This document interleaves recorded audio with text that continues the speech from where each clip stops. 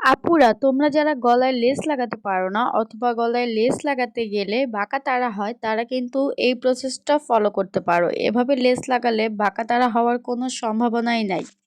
সেলাই কাজের আসলে অনেক ট্রিক থাকে, তোমরা যদি সেই ট্রিকগুলো ফলো করো তাহলে কিন্তু তোমরা খুব সহজেই সেলাই কাজটা শিখতে পারবে। এই ভিডিওটা দেখে তোমরা যেভাবে লেস লাগাতে পারবে সেভাবে কিন্তু নিজেরা ট্রাই করলে এত সুন্দর করে লাগাতে পারবে না।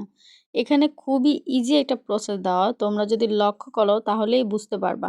প্রথমে তোমরা লেসটা গলার দুই পাশে সেলাই করে নিবা, তারপর এভাবে চিকন চিকন করে কাট করে নিবা যেন সেলাইটা সুন্দরভাবে বসে যায়। তারপর উল্টিয়ে তোমরা এটা চাপ সেলাই দিয়ে নিবা। আসলে একটা জামার সৌন্দর্য কিন্তু থাকে নেক ডিজাইনে। নেক ডিজাইনটা যদি সুন্দর হয় তাহলে কিন্তু ফুল জামাটাই অনেক সুন্দর হয়ে যায়।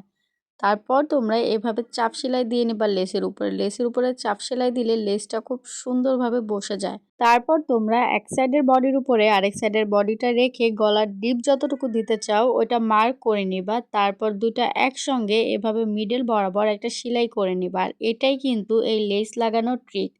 তারপর দেখো উল্টিয়ে এইভাবে একটা চাপ সেলাই দিয়ে নিবা। দেখো ফিনিশিংটা কত সুন্দর হবে।